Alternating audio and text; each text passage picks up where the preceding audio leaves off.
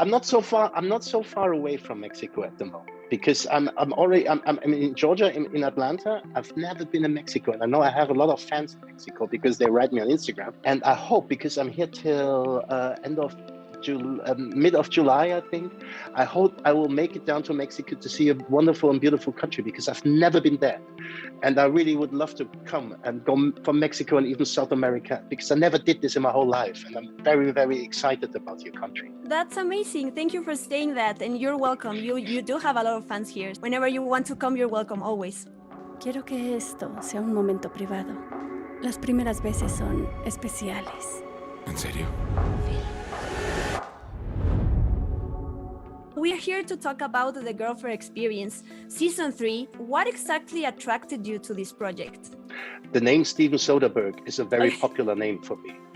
Okay, so as a German actor who saw Sex, Lies and Videotapes, this Erin Brockovich, the other things he did. So this was always a name since I was going to the cinemas.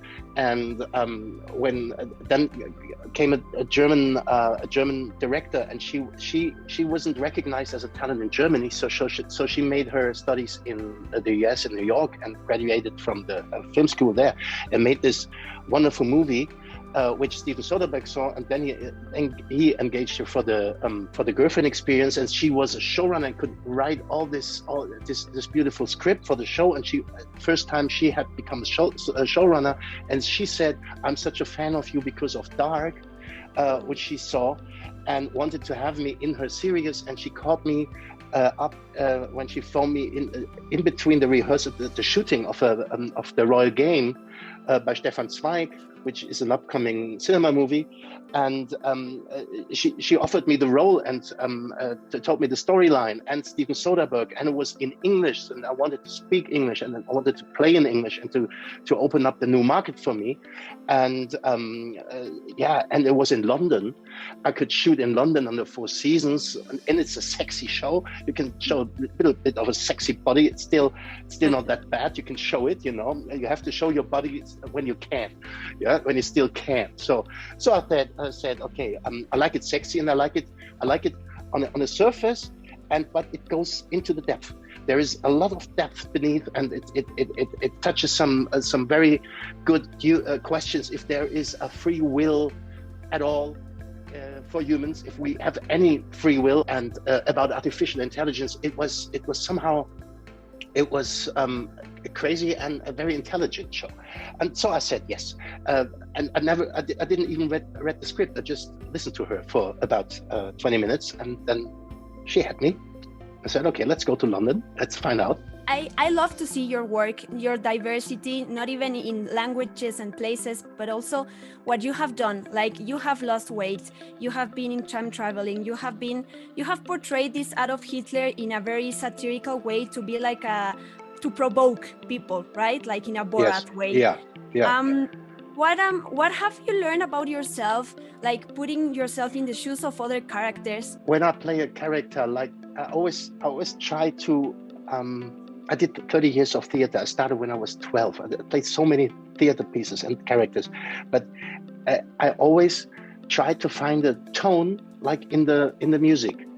When I was in acting school, there was the guys and girls who did the musical, and when they sang a song, everybody freaked out, and they had so much applause, and we were doing some monologues, and the applause was, it was like, and when I saw this, I said, why does the music go direct into your heart? You don't think about music when you listen to it, you just feel it, and I always try to find something in acting that the audience doesn't really actually think about what am I saying, but gets a connection to my heart, where people can project something in me.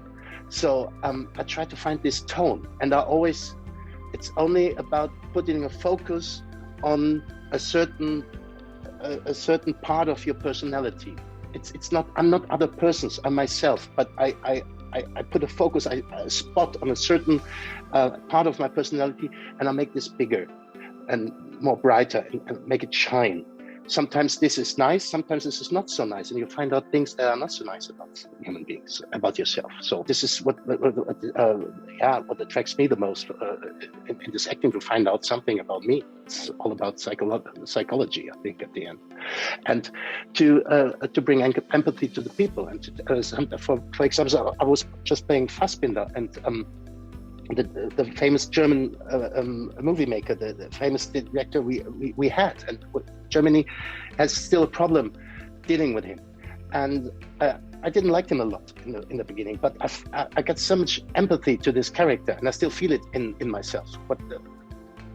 Some of his character in me, so some parts of his character. So this is nice about acting. You find out something about humans. If you choose the right roles, I mean, you can also play roles where you don't find out anything. I mean, that's also possible.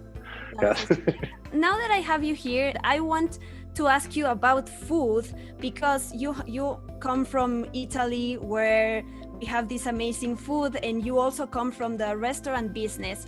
So I want just to ask you, what is your favorite food?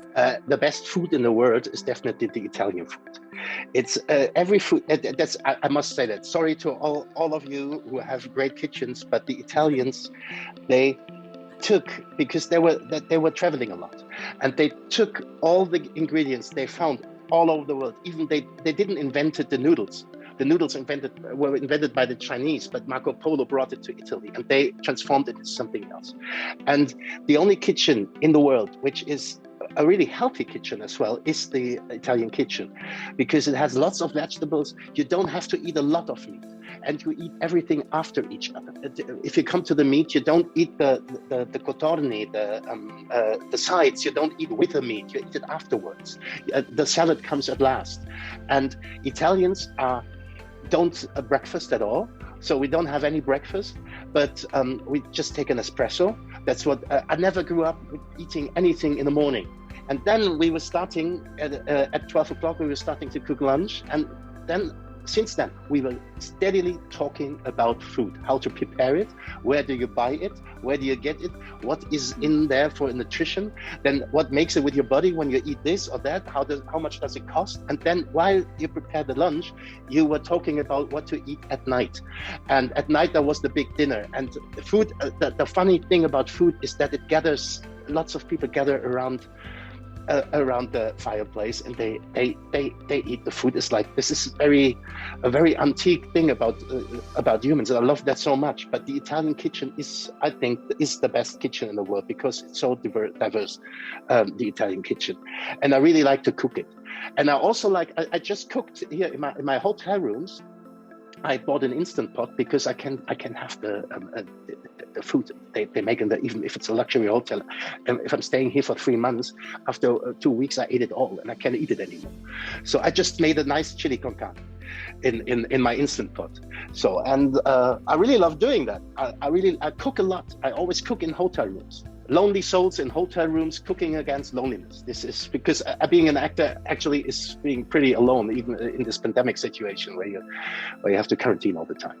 So, but food, the Italian kitchen is, in my opinion, is the best kitchen in the world. But I like to go to other countries and try out all that stuff, and then also bring it in the Italian kitchen. You'll find even about the Mexican kitchen. You can find it in the Italian kitchen. They transform it to something else. Oliver, we ran out of time, but I want to thank you for your enthusiasm in whatever question I made.